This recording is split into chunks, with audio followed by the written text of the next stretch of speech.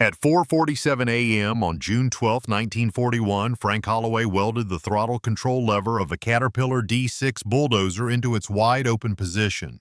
The machine sat idling in a remote gravel pit 12 miles northeast of Great Falls, Montana, its 55-horsepower D4600 engine rumbling against the pre-dawn silence. Holloway, 34, chief mechanic for Morrison Knudsen Construction Company, stepped back from the dozer and checked his watch.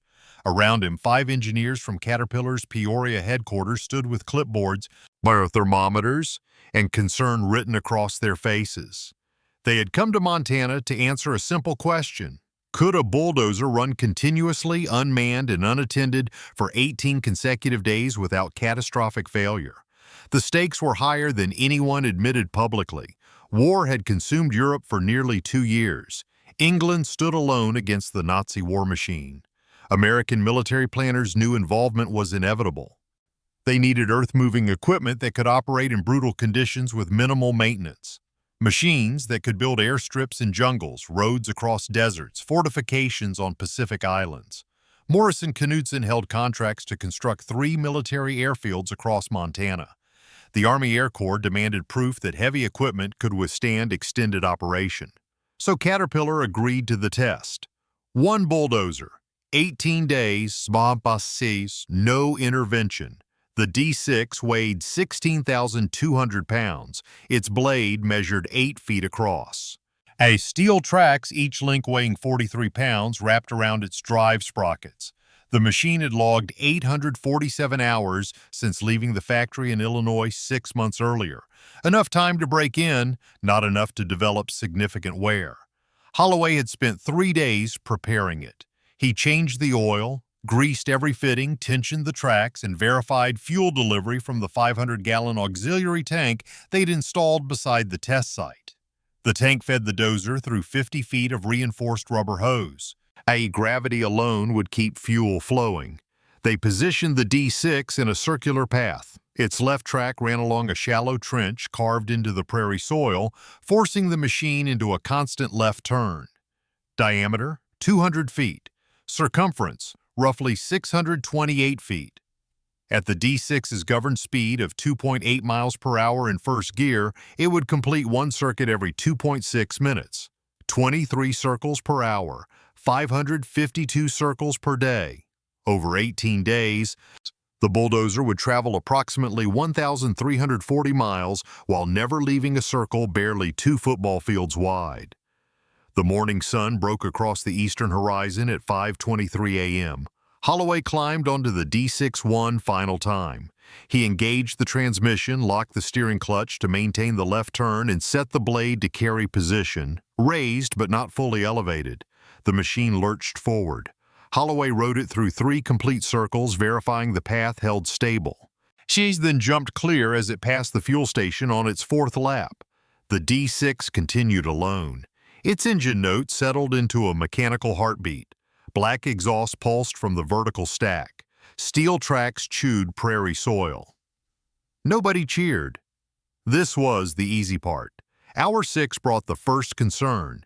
Engine temperature climbed to 195 degrees Fahrenheit, 15 degrees above normal operating range. The chief Caterpillar engineer, a man named Robert Voss, noted it in the logbook but held his position 20 yards from the path. Intervention meant failure. By hour 9, temperature stabilized at 198 degrees. High but sustainable. The D6 ground onward. Dust rose from the circular track, creating a brown haze that drifted east with the wind. Day 2 arrived without incident. The observers established a rotation. 2 men awake at all times, monitoring from a canvas tent erected 50 feet from the circuit. They logged temperature, oil pressure, track tension, and fuel consumption every hour. The D6 burned 3.2 gallons per hour, consistent with expectations. Its path deviated less than 8 inches from the original trench. The blade, carrying no load, showed minimal wear. Voss began to believe they might actually complete the test. If you want to see how this iron beast conquered 18 days of relentless operation, please hit that like button. See that subscribe button? It's our exchange, your way of saying this reached me. Not about the action size, but its meaning. Hit it if this resonated, drop a like if it moved you, and comment your thoughts on this story. Want to go deeper? Join the membership for exclusive 20-plus minute videos where we explore these ideas further. Let's complete this circle together. Back to the D6. Day 4. Thunder rolled across Montana's high plains at 2 p.m. Rain followed, hard, driving sheets that turned the test site into mud. The circular track became a slurry. The D6's tracks threw rooster tails of brown water 6 feet into the air. Engine temperature dropped to 172 degrees. Good, but track slip increased. The machine wandered 3 feet outside its established path before the trench guided it back. Holloway and Voss stood in the rain, watching, unable to touch it. The storm lasted 7 hours. When it cleared, the D6 was still running. On day 6, a bolt sheared on the right track roller frame.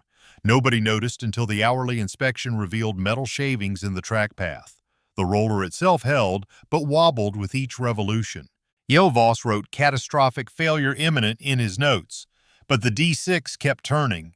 The damaged roller scraped and groaned. By day 7, it had worn a groove into the track guide. Still, the machine ran.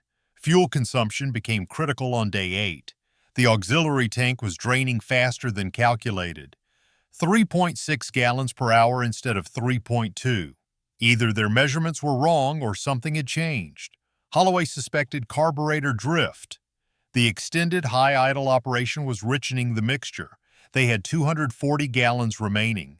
10 days to go, the math didn't work. At current consumption, they'd run dry on day 16. Voss made a decision that haunted him afterward. They refilled the auxiliary tank at hour 201. The test was compromised, but stopping meant failure. They refueled and logged it honestly. Day 10 brought a visitor. Colonel James Pritchard, U.S. Army Corps of Engineers, arrived from Fort Missoula unannounced. He'd heard about the test through military channels. Morrison Knutson's contracts depended on equipment reliability. Pritchard stood beside the circular path for 3 hours, watching the D6 orbit like a steel planet caught in gravitational lock. He asked Voss one question: "Will it finish?" Voss answered, "I don't know." Pritchard nodded, returned to his staff car, and drove away. Later, Holloway learned the colonel was evaluating contractors for airfield construction in the Aleutian Islands, where equipment failure meant men died. The damaged track roller failed completely on day 12 at 9:34 a.m. It separated from the frame and fell into the mud. The right track lost support. It sagged, dragging across the idler wheels with a shriek that could be heard half a mile away. The test team gathered at the tent, certain the D6 would throw a track within the hour. But the track held. The idler wheels absorbed the load. The machine continued its endless circles, now listing slightly to the right, but held in line by the trench. The engineers looked at each other in something resembling awe. On day 14, a coyote appeared. It stood at the circle's center watching the D6 orbit. The animal stayed for 6 hours, unafraid, curious about the mechanical beast that turned and turned without rest. When darkness fell, the coyote vanished. Holloway took it as a good omen. Day 16, hour 378. Engine oil pressure dropped from 45 pounds per square inch to 38 pounds per square inch. Voss knew what it meant: bearing wear. The crankshaft was running hot, expanding, consuming oil faster than the pump could deliver it.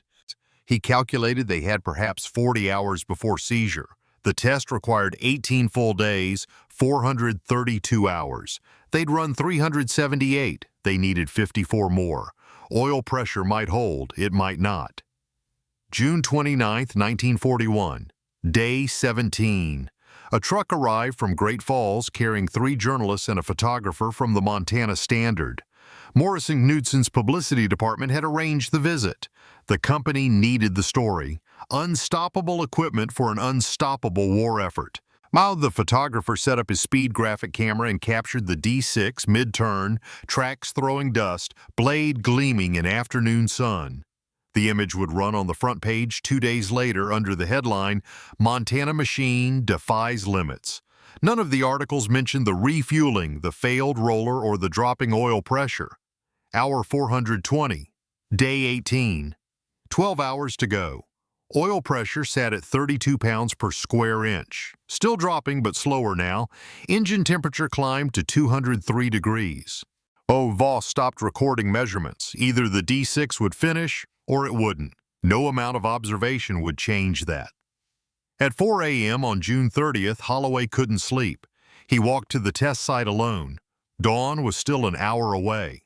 The D6 orbited through darkness, its headlights never activated, navigating by the groove it had carved. Holloway stood there listening to the engine, a sound he'd heard for 17 days without pause. It had become part of the landscape like wind or distance.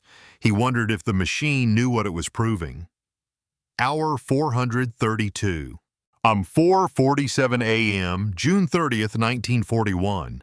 Exactly 18 days after Holloway welded the throttle open, Voss walked to the circular path. The D6 approached on its 11,923rd circuit.